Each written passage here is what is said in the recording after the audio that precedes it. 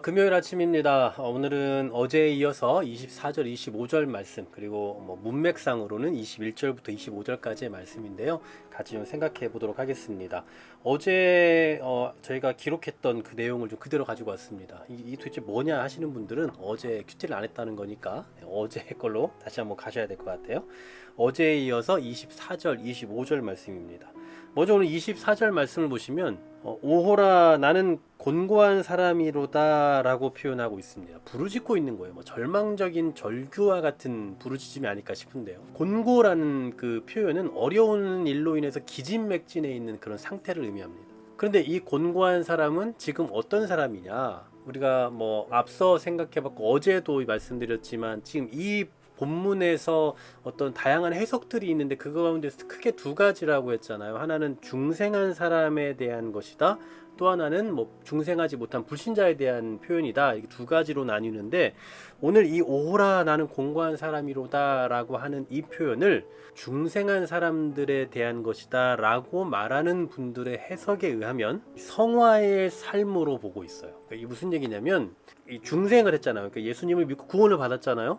그런 사람들은 이제 성화의 과정을 살게 되는데, 변화되는 그 과정을 살게 되는데, 그것을 살면 살수록 뭘 깨닫습니까? 내 마음 가운데 부패함의 깊이를 더 깨닫게 되잖아요. 예전에 예수님 알기 전에는 내가 죄인인 걸 모르거든요. 내가 왜 죄인이냐라고 했는데 예수님을 알고 믿고 나서 보니 그 성화의 과정을 살아가다 보니 내가 얼마나 부패한 인간인지를 깨닫게 되는 거예요. 그래서 이런 부르짖음이 나오는 거죠. 오호라 나는 공고한 사람이구나 라는 표현이라는 거고요. 그 다음에 두 번째로 해석하는, 그러니까 중생하지 못한 사람들에 대한 얘기다 라고 하면 그냥 말 그대로 그냥 오호라 나는 공고한 사람이다. 난 아직 예수가 없기 때문에, 나는 아직 구원을 못 받은 사람이기 때문에 곤고하다. 이제 이렇게 보는 견해가 있죠. 제가 그냥 오늘 이 본문에 대한 나름의 주관을 가지고 또 말씀을 드릴 수 있지만, 그래도 이 두 가지 견해를 가지고 보는 게 너무나 이렇게 좀 이 본문을 대하는 데 있어서 크게 나타나고 있는 현상이기 때문에 제가 부득이하게 좀 계속 두 가지 관점에서 좀 말씀을 드리고 있습니다. 뭐가 맞는지는,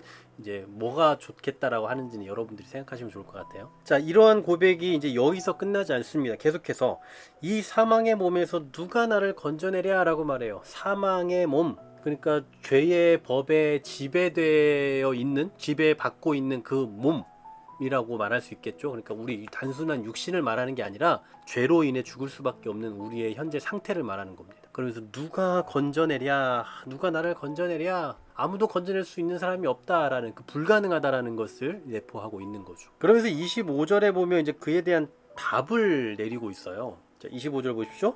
우리 주 예수 그리스도로 말미암아 하나님께 감사하리로다. 그런즉 내 자신이 마음으로는 하나님의 법을, 육신으로는 죄의 법을 섬기노라 라고 말씀합니다. 우리를 이 사망의 몸에서 건져낼 수 있는 존재가 있다라는 거예요. 그 누굽니까? 바로 예수 그리스도다라는 거죠. 그리고 이제 우리 안에 내주하고 있는 죄, 그 죄를 이길 수 있도록 역사하시는 분은 누구냐? 이제 8장에 바로 넘어가면, 이 다음에 넘어가면 바로 예수님으로 말미암아 오신 성령님이다라는 거죠. 자, 그런 어떤 그 전체적인 문맥상으로 보자면 여기서 이 마음으로는 하나님의 법을 섬긴다라는 이 표현을 볼 때, 마음이라는 것은 이후에 나오는, 그러니까 이제 저기 8장이죠. 성령님의 인도하심을 따라 살아가는 사람들에게서 나오는 어떤 그런 상태라고 볼 수 있는 거고요. 그리고 육신으로 죄의 법을 섬긴다라고 할 때는 반대겠죠. 성령님의 지배를 받지 않는 그 본성을 말하는 걸 겁니다. 결국은 이 스스로의 힘으로는 하나님의 법을 따를 수 없다라는 것을 계속 보여주고 있는 거예요.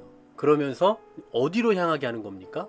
성령님을 따라야만 한다. 성령님을 따라서 행할 때에 비로소 하나님께서 요구하시는 그 길을 걸어갈 수 있다. 그러면 우리는 성령님의 인도하심을 받아서 사는 삶의 방식을 가져야 된다. 이런 말씀을 하면서 7장을 맺고 이제 바로 8장으로 넘어가는 거죠.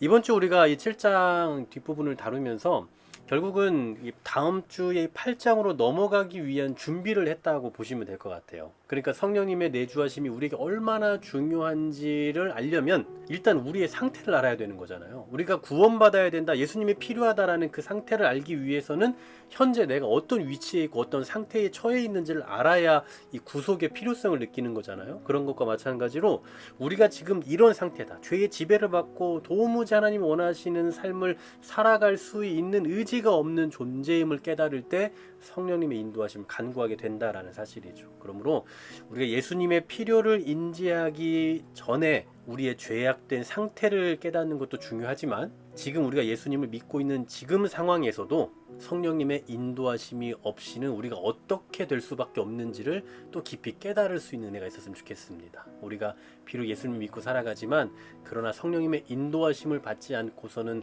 도무지 살아갈 수 없는 존재라는 것을 또 다시 한번 기억하면서 우리의 연약함을 더 깊이 깨닫는 이 아침 되기를 간절히 소망합니다. 하나님, 우리가 연약함을 깨닫게 되는 이유는 혹은 연약함을 알아야 되는 이유는 그냥 우리는 그런 존재이다 라는 것을 알고 끝나려 하는 것이 아니라 그래서 우리에게 예수님이 필요하다, 그래서 우리에게 성령님의 인도하심이 필요하다라는 것을 깨닫기 위함입니다. 오늘 그러한 깨달음이 있게 하여 주시고 우리 삶 속에 성령님의 존재와 내주하심이 얼마나 중요한지를 다시 한번 깊이 인식하는 이 아침 될 수 있도록 인도하여 주시옵소서. 예수 그리스도의 이름으로 기도하옵나이다. 아멘.